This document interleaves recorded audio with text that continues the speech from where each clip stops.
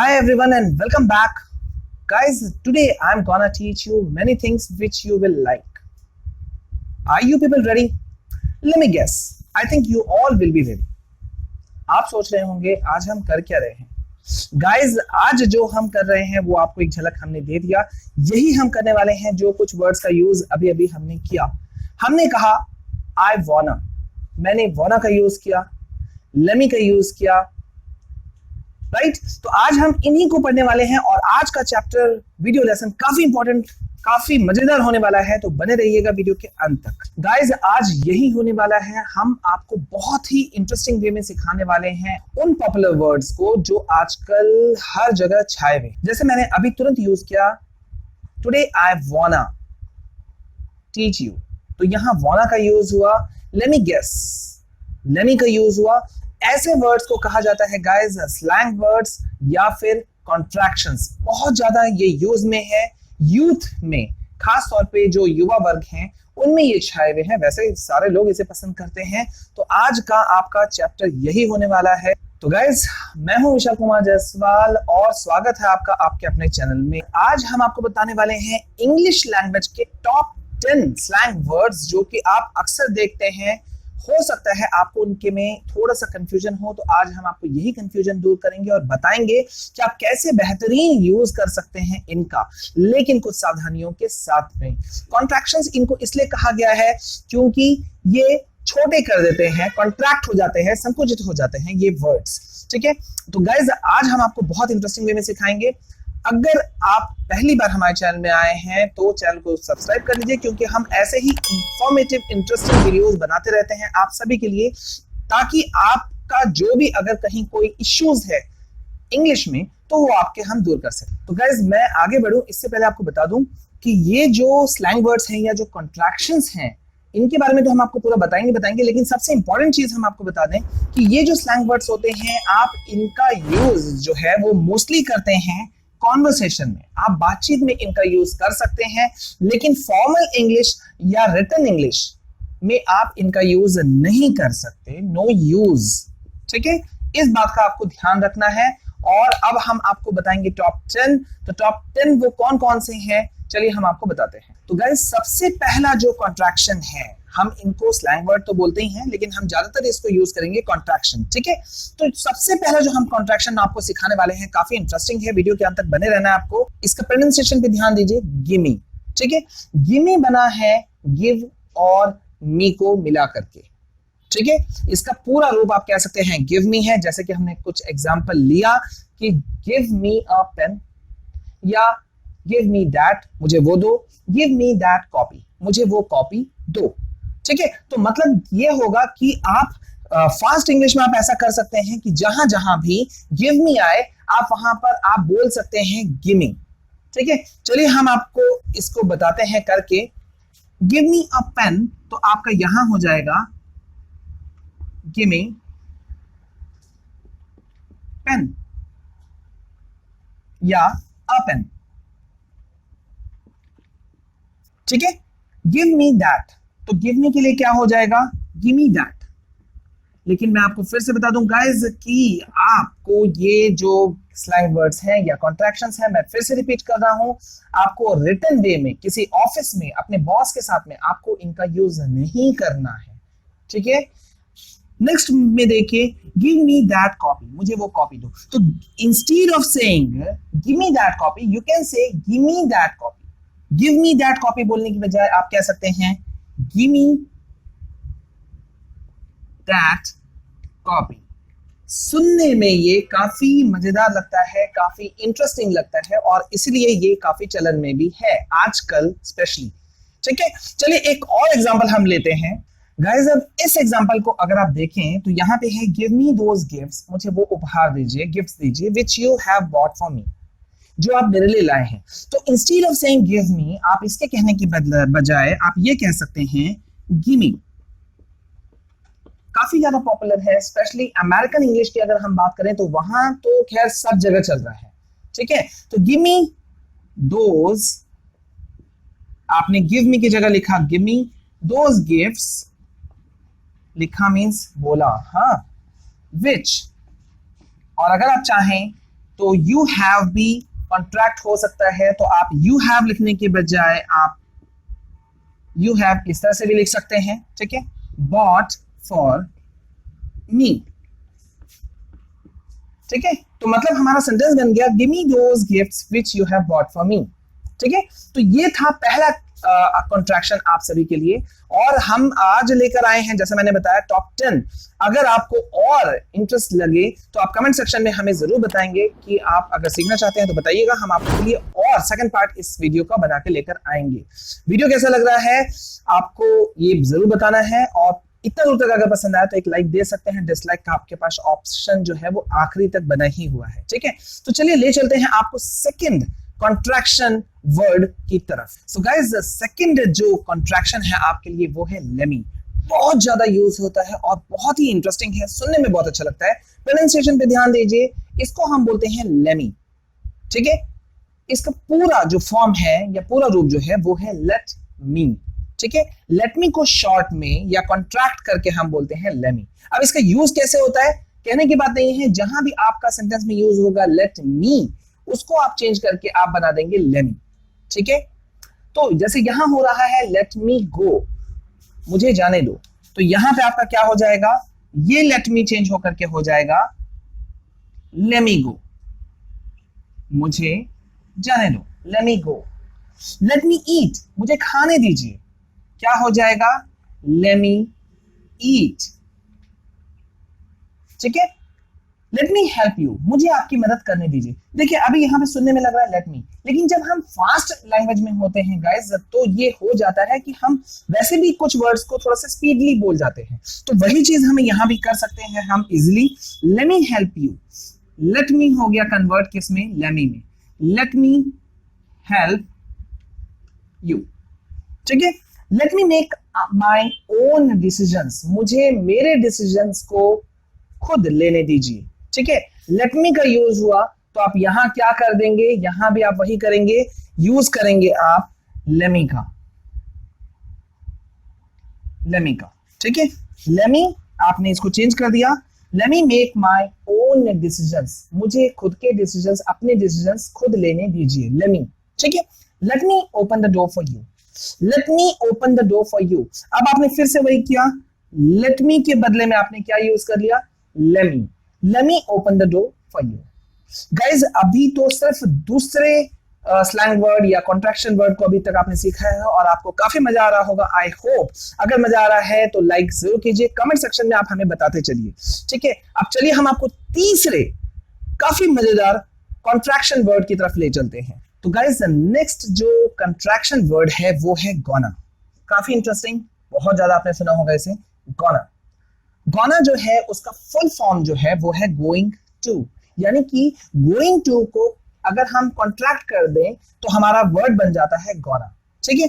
जैसे कि कुछ एग्जांपल्स हम आपको दिखा रहे हैं, I am going to eat this, मैं इसे या यह खाने वाला हूं या खाने जा रहा हूं, ठीक है। तो मतलब ये हुआ कि जहां पे गोइंग टू था वहां पे आप कर देंगे गोना, ठीक है। और क्योंकि आई एम, ये भी आप जानते हैं कि आई एम, इसको भी हम कॉन्ट्रैक्ट कर ही सकते हैं, तो हमने कहा आई एम, और गोइंग टू के लिए हमने यूज किया गोना।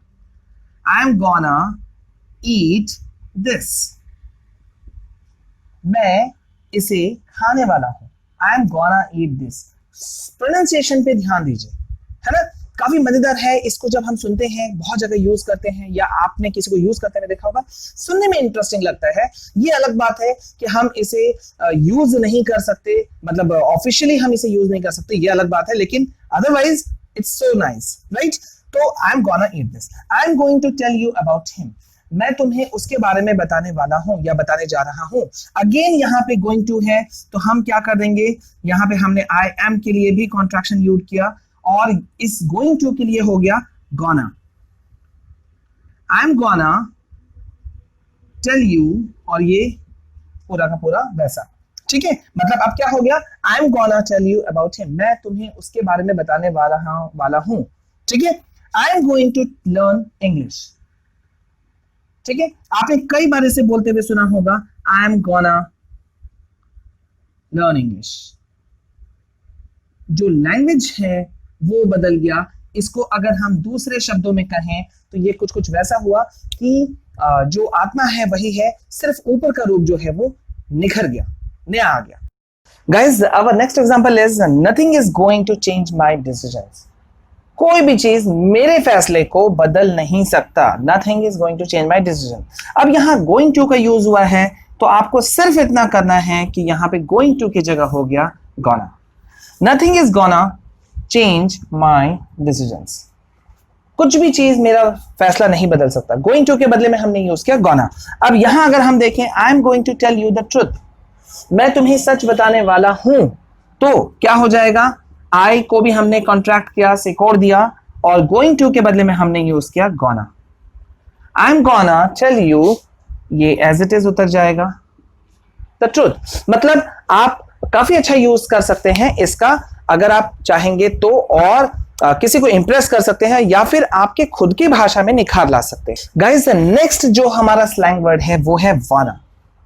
जैसा कि अभी आप देख रहे होंगे कि यहां वाना का यूज हम कहां करेंगे, जहां पर सेंटेंस में वांट टू हो या फिर वांट ए आए, ठीक है, तो उसको आप बदल सकते हैं वाना में। लेकिन एक चीज हम आपको बिल्कुल क्लियर कर दें कि किसी भी हालत में अगर आपके सेंटेंस में आए वांट्स टू या फिर आए वांट्स ए, तो ये बिल्कुल भी आप इसके बदले में आपको वाना का यूज नहीं करना है, बिल्कुल भी नहीं, स्ट्रिक्टली नो।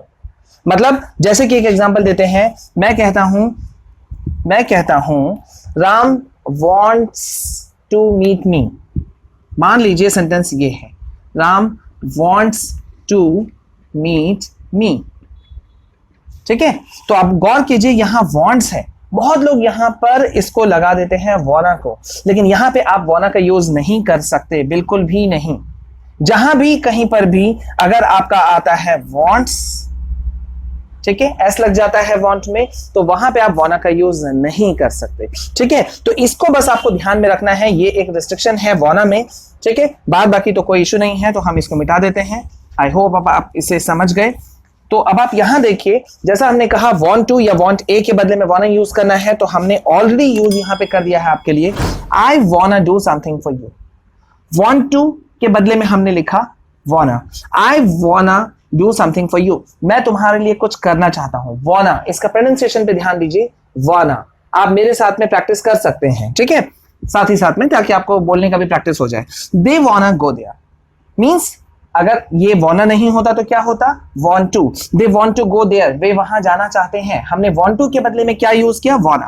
अब गौर कीजिए, यहां पर हमने want a का एक एग्जांपल लिया है, I wanna pen। यहां अगर ये wanna नहीं होता तो होता want a होता, I want a pen, है ना, यहां पे होता want a होता, तो want a के बदले में हमने यूज किया wanna। मैं एक कलम चाहता हूं या मुझे चाहिए, ठीक है, तो I wanna pen।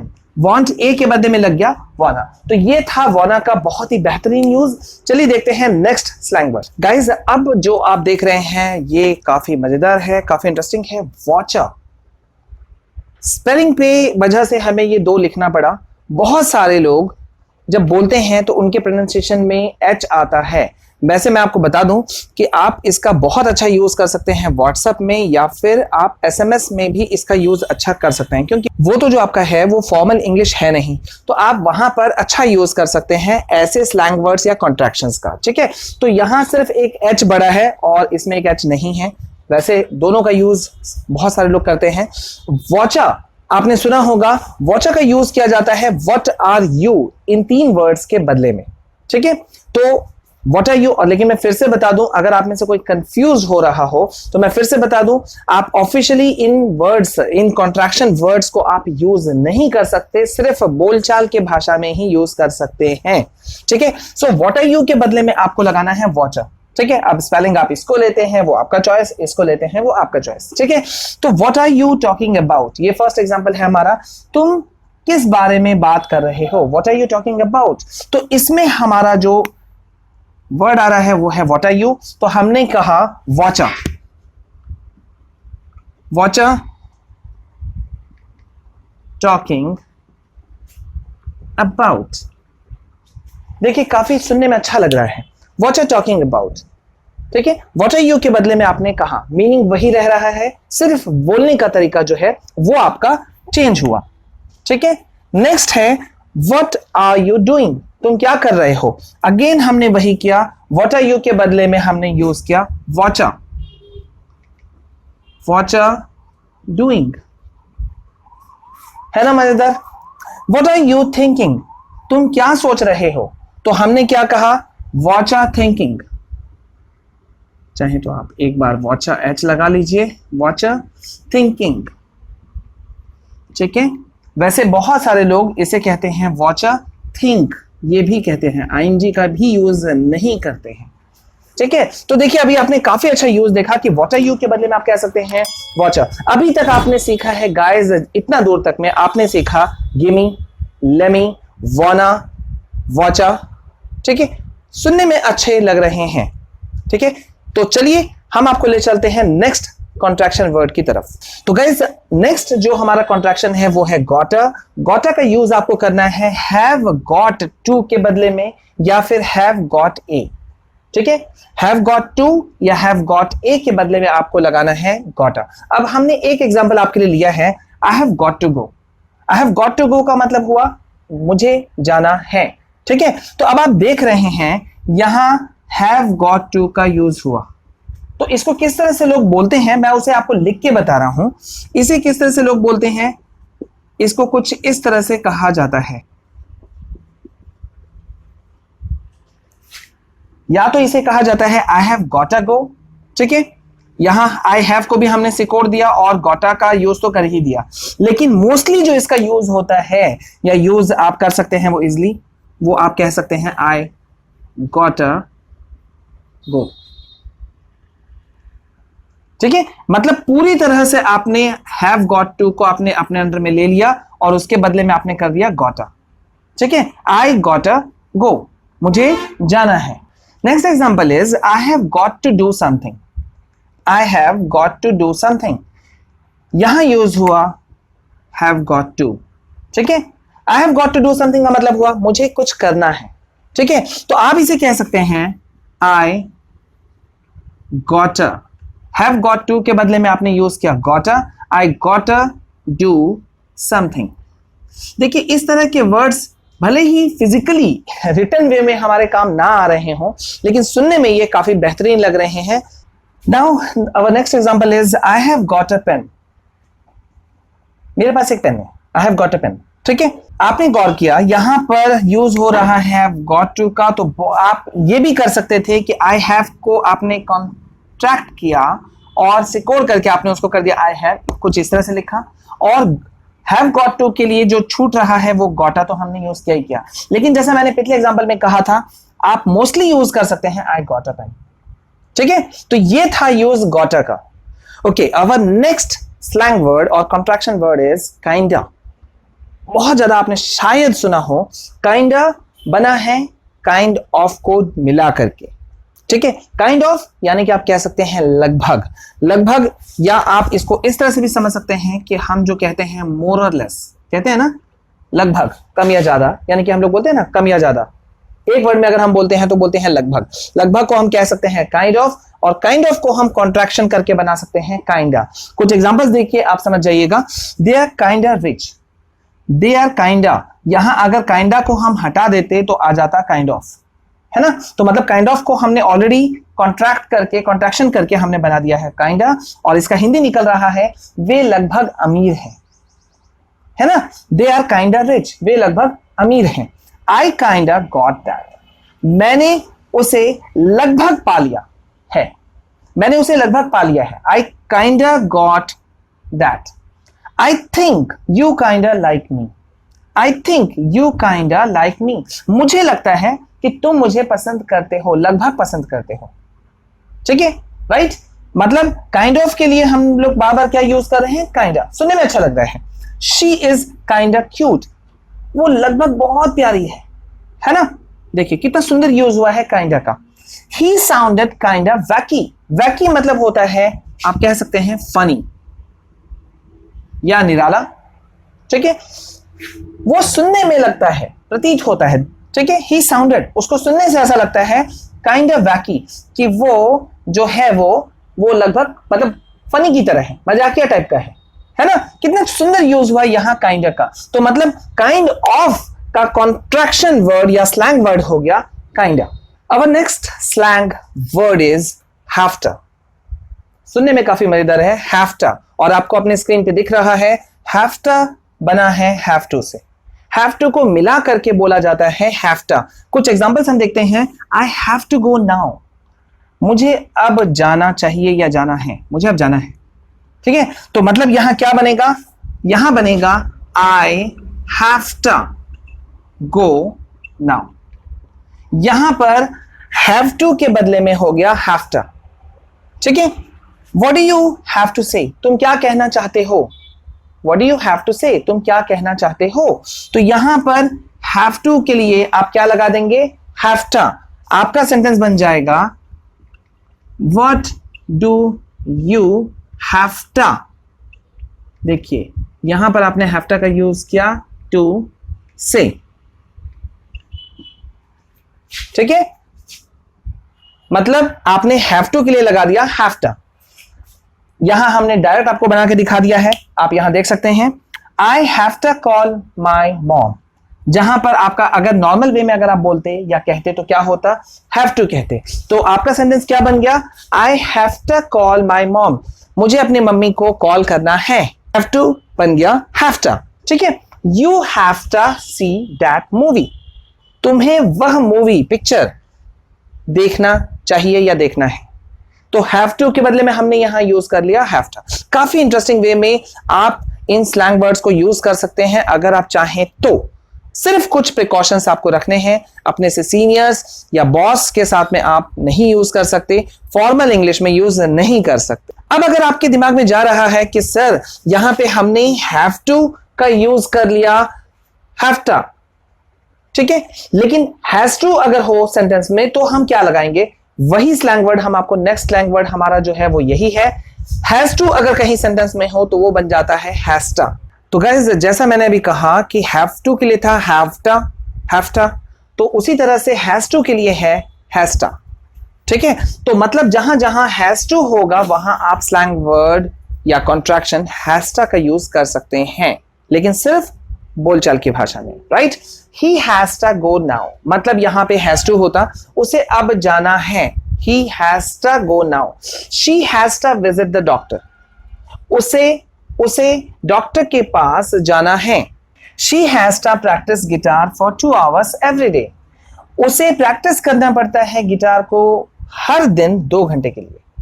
ठीक है, तो मतलब आपने has to का यूज किसके लिए किया, has to के लिए।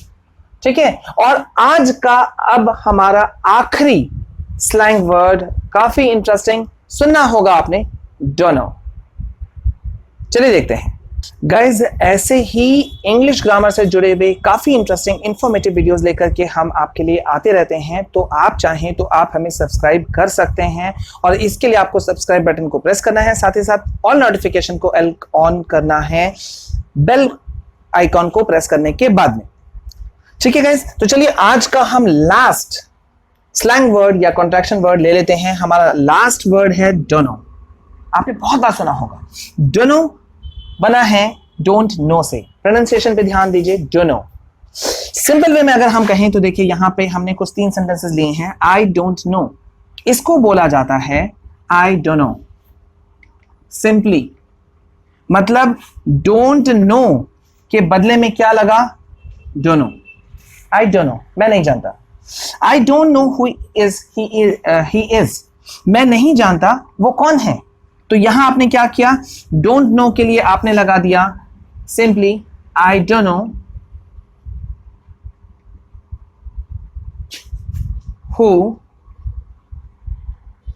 he is. I don't know, मैं नहीं जानता। ठीक है, यहां भी आप वही कर सकते हैं, आप simply यूज कर सकते हैं don't know का।